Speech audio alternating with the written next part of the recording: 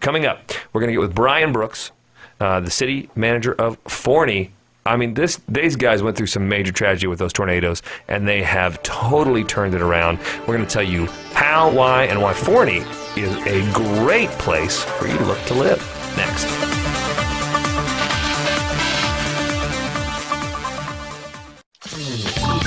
Welcome back. You are listening to Tuttle Talk here on the Real Estate Radio Network every Sunday, starting in January now at 4 p.m. on 660 AM The Answer. So we're so happy to have you with us. I'm your host, Andy Tuttle. Been in the mortgage game a long time and the real estate game a long time. And I am so excited to have actually here on the show with me today the city manager of Forney, Brian Brooks. Brian, welcome to the show. Thanks for having me, Andy. Man, I want to get right into it. So, I actually probably was a little less aware of this than I should have been, but I know that because we have an insurance expert on the show, John Allen, owner of Texas Community Insurance, and we talk about how Dallas is one of the riskiest places to live in the nation. You get wind, you get hail, you get hurricanes, you get tornadoes, you get everything, right? Everything, ice storms. And so specifically in that submarket, one of those places that was hit worse than anyone was Forney a couple of years ago with the tornadoes. Correct. So what happened there? Well, it obviously was a regular day that turned very bad very quickly. It was one of those situations where it's a once-in-a-lifetime thing, and you hope it's a once-in-a-lifetime thing. Yeah. It was probably about 10 minutes of pure pandemonium, followed by weeks and months of recovery that you just don't expect to deal with. I mean, we're all aware of the risk out there, but as a city manager or as anybody who works in city government, you really don't actually anticipate it happening to you. Yeah, but there we were in April of 2011 dealing with a pretty tragic tornado. So for us, outside of Forney, you're in it, you get the news, you're watching tornadoes hit, and they give some 10 seconds, 30 seconds. They do a quick 7-second interview, and you kind of go, wow, tragedy has happened. That's really bad. And then the next day, something happens in another state, and we're distracted from it, and we forget. Yeah, that's correct. So you don't forget, though. You're living it every day. What was it like that next day back, that next week back? Well, some of the memories that I have of it, and frankly, some of the stuff that I experienced were, from a professional level, were some of the most rewarding experiences. Never would do it again, mind you, but it was a rewarding experience because the stuff that you got to see is actually what I got in the business for in the first place, which was helping people.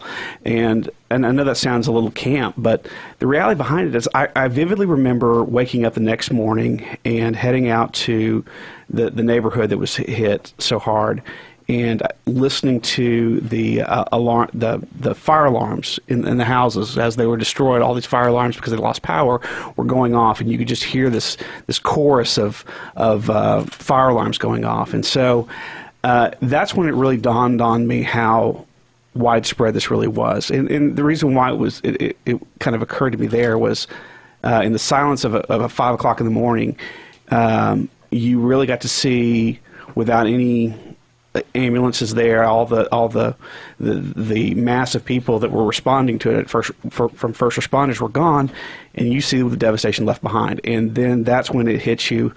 We've got a big job ahead to clean this up. And I've got lots of wonderful things to say about how the Forney community pitched in, but at that moment I was honestly afraid.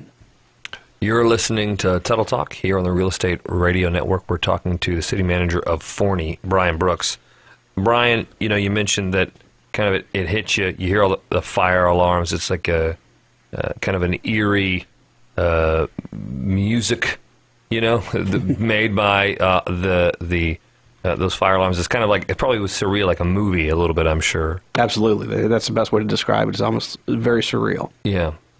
And so now you, as a city manager, are you involved with, because I don't know if I'm as familiar as I should be, and I'm sure a lot of other people aren't, as far as the involvement you have as a city manager with the homeowner, the community, the citizens of your community, and the challenges you face on a daily basis since then. So would you do me a favor and tell me a little bit about what your involvement has been like on a daily basis, and then what's happened since then? Now, how has the story progressed?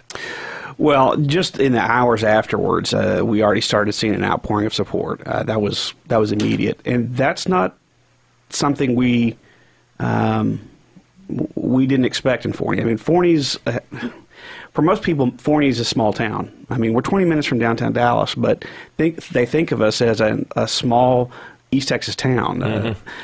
Now, sometimes it's frustrating because you don't realize how close we are, but I'm sort of okay with folks thinking we're a small town, because with that small town comes a small town attitude. And the folks that rallied around almost immediately, the amount of volunteers, the amount of donations, the amount of people that just jumped out was amazing. It made me actually very proud to be from Forney, and very proud of a community that really picked itself up and dusted itself off and got back to business as usual as quickly as possible. But one of the things that I think Forney really learned about itself is that it's a lot more resilient. I mean, we've been through bad economies time and time again. We've been through all sorts of issues over the years, but even with a tornado, it doesn't really, there's a spirit in Forney that keeps it going, and I think that's probably the most important part. So to give some context to this, and, you know, people think, well, New Orleans, now that was a tragedy from the hurricane, but that's a city of millions. This is a city of 15,000, but the outskirts give it up to 40. Is that right? Correct. But there was, am I right, $300 million worth of damage? Oh, yeah, absolutely. That is catastrophic. That is, for a city of New Orleans, it's this equivalent. That you know, you look at per capita, there is a ratio where for them that's a similar tragedy. And so when I look at it and I see what's happened now, you have come leaps and bounds. So we know where you were. $300 million worth of damage. There was a lot. The tragedy hit Forney. You were involved in not only what happened, but then you had to get up and, like you said, dust yourself off, and the city did. And then you got a game plan to go, okay, well, how do we fix it? How do we raise the money? How do we find the money? How do we go ahead and reinvigorate and rejuvenate where we live? So where are you at today, and what do you attribute where you're at today? What do you attribute that to? Well, first of all, I mean, I think one of the things that occurs to you as you're going through this cleanup is business doesn't stop. That's the sort of the beauty and the hectic part of city business. You don't get to stop for anything. You still have to provide all the services you were providing the day before the tornado as you do the day after the tornado. Plus, you have all the responsibilities on top of that. And real quick, services like police, fire, water, sewer, economic development, planning, all the services that cities provide. Right. And so when you realize that, you see that the tornado just added a layer of complexity on top of it. And frankly, if this would have happened, I don't know, maybe even 10 years earlier, it might have been harder. I think what we've got in Forney, which I think is part of the formula to our recovery, is we've got an excellent staff that jumped with both feet to get things taken care of, getting the tasks of the regular responsibilities on top of all of the tornado response. That was a huge part of it. The second part of the formula, I think, is part that most people miss, is the community outreach. And I mean, I've stated it a lot because, again, you don't get to see it that much. I mean, you do hear in my job, you hear people complain about government a lot. You don't see people pitch in not just to help government, but mostly to help their neighbors. I mean, once the people realize that the city is, I mean, we're all in this together, and that the city is something that they have ownership of. I mean, that's what Forney really stands for. I think it's a great thing to stand for. I think people don't think about Forney maybe like they should. And I hope that, you know, if you're listening, you heard Brian say it, 20 minutes outside of Dallas. It's downtown. It's close. It's not East Texas. You're not almost in Louisiana here. You're really close. And you miss a couple of things when you hear about we talk about the big areas in Dallas a lot, Dallas proper and North Dallas, and some bigger areas in Plano, the big ones that you cover. And Forney is not to be missed. And so, Brian, in closing here, what do you think, what have you learned personally, and what do you think your city has learned publicly or globally from this tragedy? Well, one of the things that you just brought up is, you know, the mindset of the Metroplex typically looks at a lot of the other suburbs, and Forney is often not lumped in that suburb within those other suburbs. That's actually not a bad thing for us.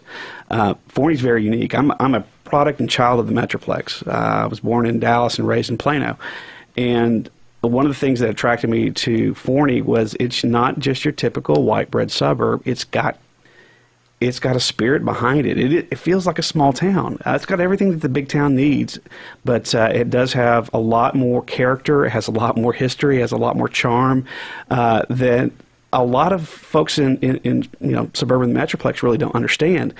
But people are starting to pick up on it, and I think that's where a lot of the results that you're seeing of the recovery and the growth in Forney is coming from. I love it. If people want to find out more about the City of Forney, where can they go?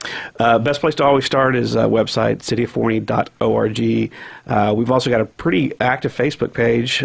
We do have a young audience out there, young citizens, so they always demand as much information on Facebook as possible. So go out there and like us. I like it. So. Guys, go right now. We're going to have the link to their Facebook page on our fan page. And so you can look that up on Title Talk and find the link to the City of Forney's Facebook page so you can go like it right from there, and also go check it out at cityofforney.org. Brian, thank you so much for being here today. Thank you very much. I really appreciate the chance to be here. You bet. And all the best to you and your city with the small town feel. I love it. Thank you again, and we look forward to getting more updates from how the growth is going there. Excellent.